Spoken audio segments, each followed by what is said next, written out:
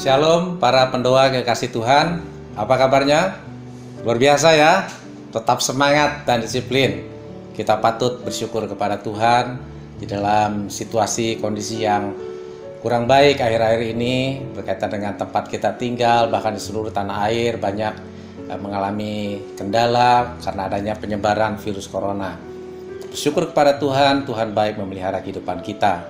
Dan termasuk pada hari ini kita dapat kesempatan untuk kembali bersekutu meskipun Bapak Saudara ada di rumah saudara masing-masing, tetapi kita bisa sama-sama belajar untuk merenungkan firman Tuhan. Pada kesempatan yang berbahagia hari ini saya ingin menyampaikan renungan firman Tuhan dengan judul Carilah Tuhan, maka kamu akan hidup. Di dalam kitab Amos pasal yang kelima, ayat yang keempat sampai ayat yang keenam, bunyinya demikian. Sebab beginilah firman Tuhan kepada kaum Israel. Carilah aku, maka kamu akan hidup. Janganlah kamu mencari Betel. Janganlah pergi ke Gilgal. Dan janganlah menyeberang ke Beersheba. Sebab Gilgal pasti masuk ke dalam pembuangan dan Betel akan lenyap.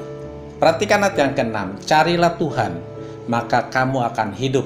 Supaya jangan ia memasuki keturunan Yusuf bagaikan api yang memakannya habis dengan tidak ada yang memadamkan bagi Betel. Kita mungkin sering mendengar ketika seseorang pergi berziarah ke tempat-tempat kudus, datang ke tanah suci, mereka dikatakan sedang mencari Allah. Saya tidak mengatakan hal itu salah. Ketika kita belajar dari firman Tuhan hari ini, apa yang dikatakan oleh Nabi Amos dengan mencari Allah, maksudnya adalah mengusahakan yang baik dan menjauhkan yang jahat. Itu dia mencari Allah. Jadi mencari Allah itu kita mengusahakan yang baik dan kita menjauhkan yang jahat. Jadi ungkapan mencari Allah di dalam kitab Perjanjian Lama itu lebih banyak menunjuk kepada bagaimana seseorang memohon petunjuk daripada Tuhan. Bisa mengajukan pertanyaan melalui mungkin seorang abdi Allah, bisa mencari melalui firman, baik di dalam satu kitab tertentu maupun perantaraan seorang nabi. Nah, di sana mereka bisa mencari Allah. Di dalam ungkapan yang lain juga bisa mengatakan mencari Allah itu dengan mencari wajah Allah atau mencari kehadiran Allah. Jadi beberapa ungkapan itu artinya sama. Di mana orang mencari Tuhan, mencari wajah Tuhan itu juga ingin mengetahui apa yang dikehendaki Tuhan. Kehadiran Tuhan juga kerap kali itu menjadi nyata ketika Tuhan memberikan petunjuk kepada seseorang untuk apa yang dilakukan bagi dia. Nah, kata-kata mencari Allah di sini jadi dalam Perjanjian Lama merupakan perbuatan keagamaan yang sangat mendasar. Dan kalau kita melihat di dalam kitab Perjanjian Baru, ungkapan-ungkapan seperti ini lebih banyak kita ketemukan dengan kata-kata mencari kerajaan Allah. Seperti mungkin saudara tidak asing dengan Matius pasal 6 ayat 33, carilah dahulu kerajaan Allah. Nah, itu maksudnya carilah Allah, carilah kerajaan Allah. Itu banyak digunakan di dalam kitab Perjanjian Baru.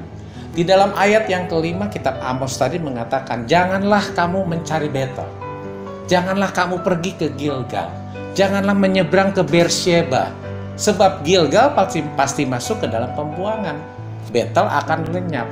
Jadi artinya apa? Ini adalah menunjuk kepada beberapa tempat suci, tempat-tempat yang biasa digunakan untuk mereka datang beribadah kepada Tuhan. Betel itu sendiri artinya rumah Allah. Itu bisa menjadi Bet Awen, yang artinya rumah kesia-siaan. Dan ini adalah satu sindiran nasib bahwa pada satu saat nanti juga itu akan sia-sia, akan lenyap, akan tidak ada lagi. Gilgal juga sama. Tadi disebutkan pada akhirnya juga akan masuk ke dalam pembuangan. Beersheba juga sama. Berbicara mengenai kota yang juga termasuk tempat kudus di mana para bapak bangsa pada saat itu mereka juga datang beribadat kepada Tuhan. Tetapi kenapa dikatakan bahwa jangan pergi ke tempat-tempat itu? Karena sebenarnya seperti ini. Konsekuensi hidup untuk bersekutu dengan Allah adalah hidup menurut jalannya Allah. Tetapi sebaliknya, konsekuensi di mana seseorang meninggalkan Allah dengan segala jalannya itu berarti kematian dan ratapan.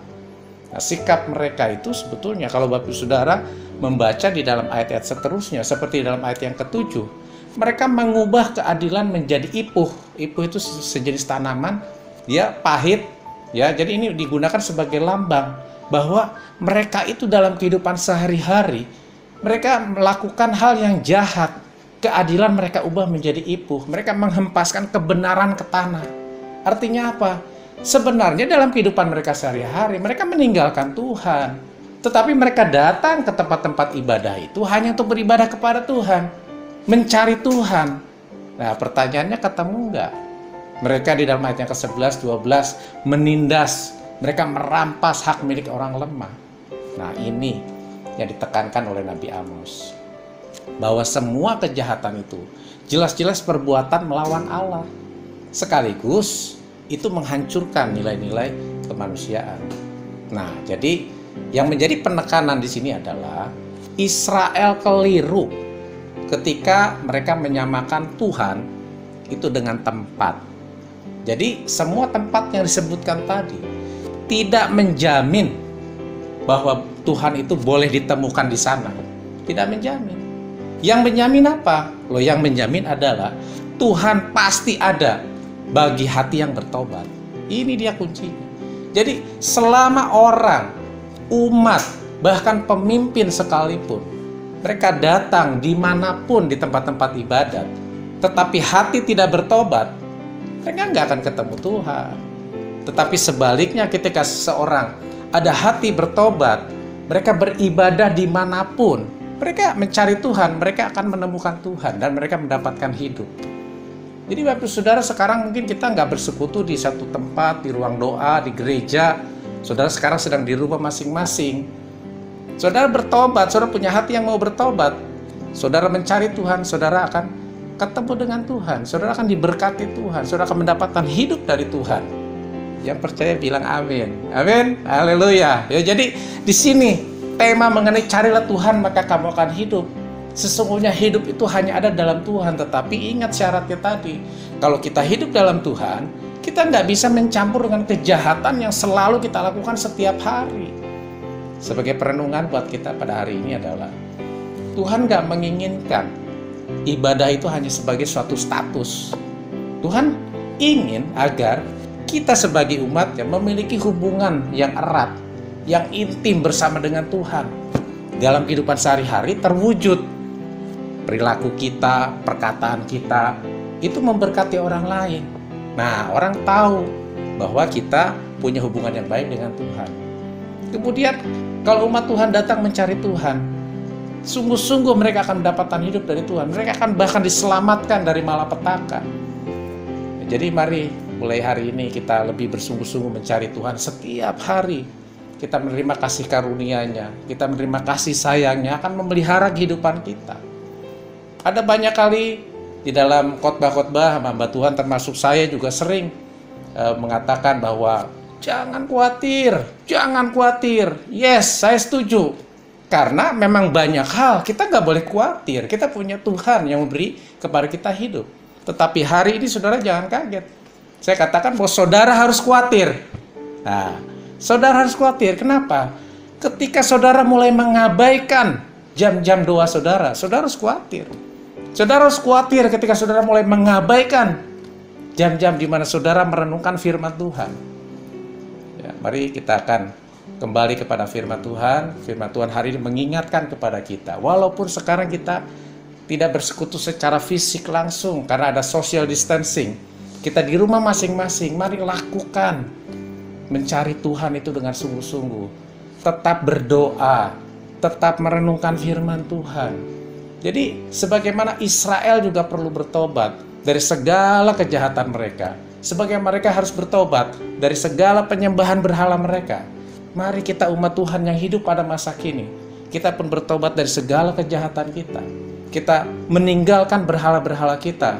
Oh, saya nggak punya patung, saya nggak menyembah patung, saya nggak menyembah batu, saya nggak menyembah pohon besar. Kita harus ingat bahwa berhala masa kini bukan lagi bentuk-bentuk seperti itu. Setiap apapun yang kita idolakan, lebih dari apapun, itu sudah menjadi berhala dalam hidup kita. Bahkan orang yang kita kasihi, keluarga kita, itu bisa menjadi berhala karena dia bisa lebih daripada Tuhan. Padahal Tuhan itu selalu harus yang utama. Jangan pekerjaan kita, kemudian pelayanan-pelayanan kita, itu juga bisa menjadi berhala. Karena itu semua bukan Tuhan. Tuhan yang harus menjadi utama dalam hidup kita. Carilah Tuhan, maka kita akan hidup. Tuhan Yesus memberkati. Amin.